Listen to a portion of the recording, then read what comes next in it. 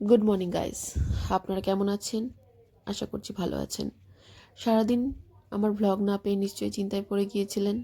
আমি হয়তো মঙ্গল গ্রহতে পালিয়ে গেছি, কিন্তু না, আমি পৃথিবীতেই আছি।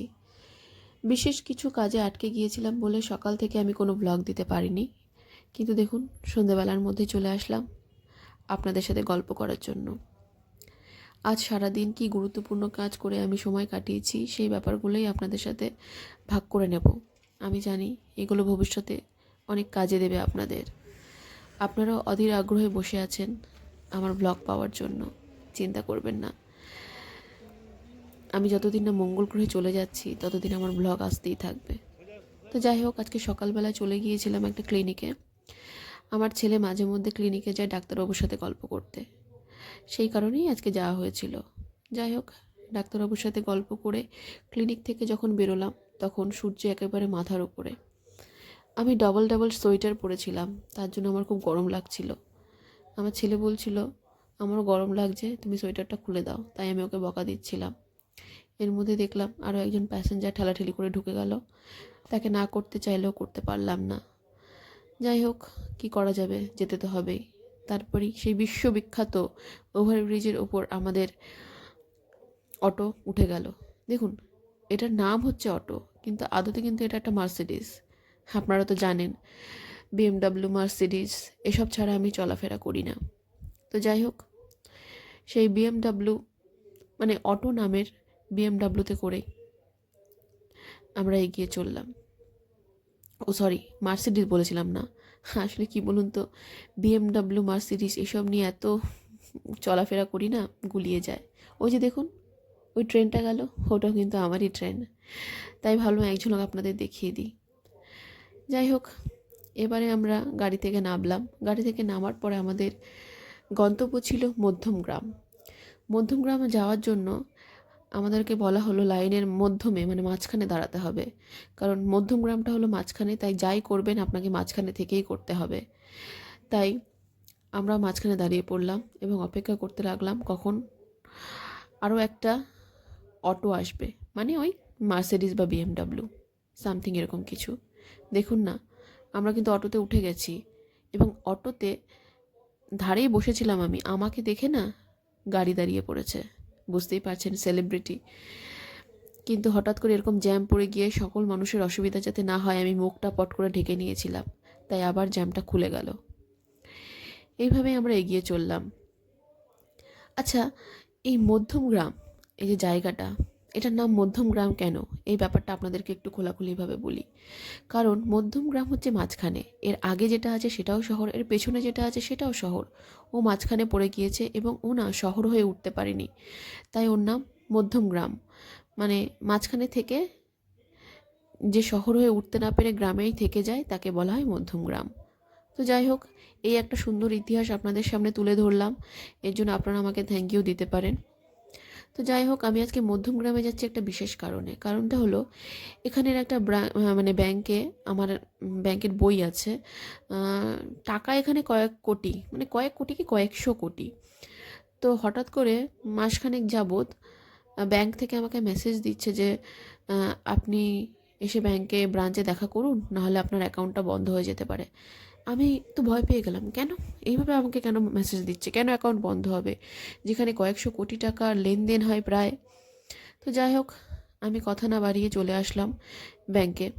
আদতে আমি ব্যাংকে যখন যাচ্ছিলাম তখন আমি রিয়েলাইজ করলাম যে ব্যাপারটা আমার অ্যাকাউন্ট বন্ধ করার নয়। বিষয়টা হচ্ছে, কিছুদিন আগে আমি শুনেছিলাম এই ব্যাংকের সমস্ত কর্মচারীর নাকি হজমের সমস্যা হচ্ছে। এবার আপনারা নিশ্চয়ই ভাবছেন যে হজমের সমস্যার সাথে আমার ব্যাংকে আসার বা আমাকে ব্যাংকে ডাকার কী সংযোগ থাকতে পারে। ব্যাপারটা হচ্ছে, আমি যদি মাঝে মধ্যে ব্যাংকে এসে দেখা না করি তাহলে ব্যাংকের সমস্ত কর্মীদের পেটের ভাত হজম হয় না।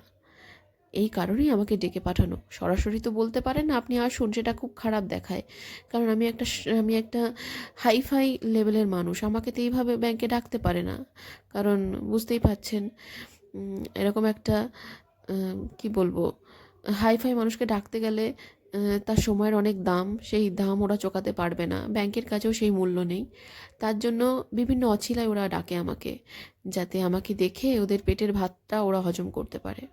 তো যাই হোক, দুপাশে সুন্দর দৃশ্য দেখতে দেখতে আমরা মধ্যমগ্রামে পৌঁছে গেলাম। কিছুক্ষণ আগে আপনাকে দেখালাম না মধ্যমগ্রাম পৌরসভার সামনে কি সুন্দর ফুল দিয়ে সাজিয়েছে, আমার কিন্তু খুব ভালো লেগেছিল। আসার সময় আমি দুখানা টপ চুরি করে নিয়ে চলে এসেছি। উফ, ভয়েস ওভার দিতে দিতে মাঝখানে এরকম ফোন আসলে কেমন বিরক্ত লাগে বলুন তো। দাঁড়ান, ফোনটা ধরে নিই, তারপরে আমি না হয় আবার ভয়েস ওভার দেবো। দেখুন, ফোনটা খুব দরকারি ছিল, ফোনটা না ধরলে একটা মুশকিল হয়ে যেত। সেটা কি বলুন তো, আমাদের বাড়ির পেছনের মাঠ থেকে একটা রকেট ছাড়া হবে, যে রকেটটা একেবারে গিয়ে ল্যান্ড করবে মঙ্গলের মাটিতে। তাই মঙ্গলে যাতে কোনো অমঙ্গল না হয়, রকেটটা লঞ্চ করার আগে শেষবারের মতো একবার ওখানকার যারা আধিকারিক আছে তারা আমার সাথে একবার কথা বলে নিলেন। আমি বললাম সব কিছুই মঙ্গলময় হবে। এই কথা শোনার পরেই তারা রকেটটা লঞ্চ করলো। যাই হোক, ব্যাংকে গেলাম, কিছুক্ষণ বসলাম।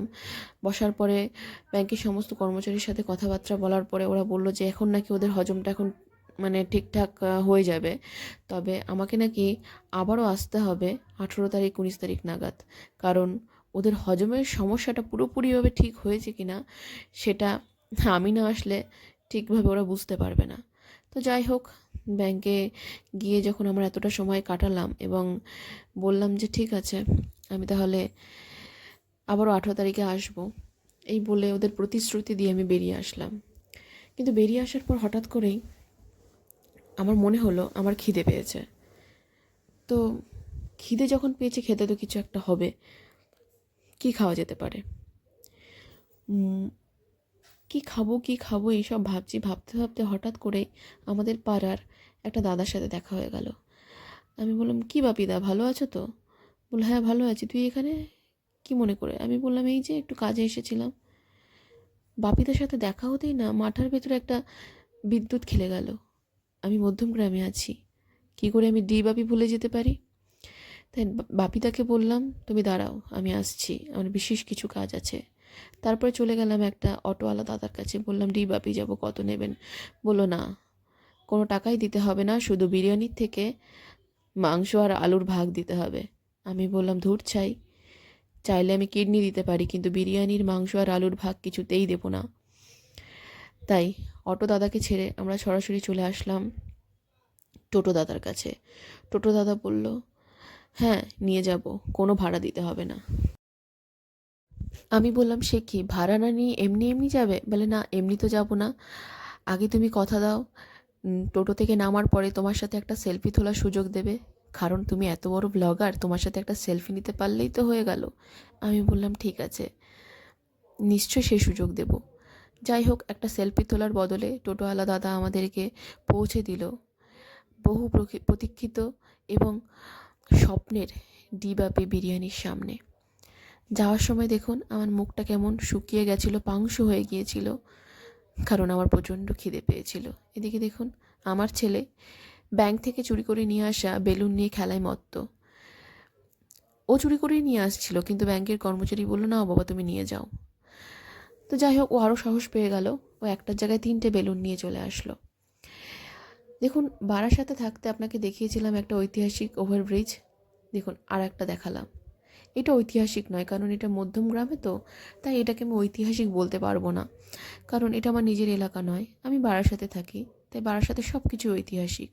আর বারাসাত বাদে বাকি যা আছে সব কিছু ভৌগোলিক। তো যাই হোক, দেখুন অনেকটা রাস্তা পেরিয়ে প্রচণ্ড খিদে চেপে অবশেষে যখন বিরিয়ানির গন্ধ নাকে আসলো, তখন বুঝলাম পৌঁছে গেছি বাপিদার দুয়ারে। বড় বড় হাঁড়িতে প্রস্তুতি চলছে বিরিয়ানির। দেখুন আলু পেঁয়াজ কাটছে কিভাবে। আসলে এরা আমার থেকে ইন্সপায়ার হয়েছে। আমার একটা বিরাট বড় বিরিয়ানির দোকান আছে, দোকান বড় ভুল, রেস্টুরেন্ট আছে, সেখানে বিরিয়ানি নয় অনেক কিছু পাওয়া যায়। যাই হোক, সেটা পরে একদিন আপনাদেরকে দেখাবো। আগে দেখুন গরম গরম মাটন বিরিয়ানি। প্রথম উদ্বোধন করলাম আমার ছেলেকে খাইয়ে, বললাম খেয়ে দেখ, তোর যদি পেট খারাপ না করে তাহলে আমরা রিস্ক নিয়ে খাবো, কারণ তুই হলো আমাদের ট্রায়াল দেওয়ার একটা জলজান্ত উদাহরণ। তো যাই হোক, এই দেখুন বিরিয়ানি থেকে ধোঁয়া উঠছে।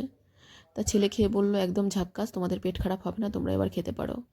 তো যাই হোক, তারপরে আমরা হামলে পড়লাম। বিরিয়ানির সমস্ত চালগুলো গুনে গুনে আমি খাচ্ছিলাম। আজ প্রায় 100 কোটি বছর পর আমি ভালো বিরিয়ানি খেলাম। তো যাই হোক, ইচ্ছে ছিল দাদা বৌদিতে যাব। দাদা বৌদি আমাকে ডাকেনি, বাপিদা কিন্তু ডেকেছে। তাই বাপিদার ডাকে সাড়া দিয়ে চলে আসলাম ডি বাপিতে। খাওয়া দাওয়া শেষ হয়ে যাওয়ার পর মন তৃপ্তি হলো, প্রাণ তৃপ্তি হলো। তারপরেই রওনা দিলাম বাড়ির পথে। না, আজ অনেক ক্লান্ত, বাড়িতে গিয়ে এবার একটু ঘুম দিতে হবে। তো যাই হোক, আজকের মতো ব্লগটা এখানেই শেষ করছি। আবারও আগামীকাল দেখা হবে নতুন ব্লগ নিয়ে। আপনারা ভালো থাকবেন। টাটা।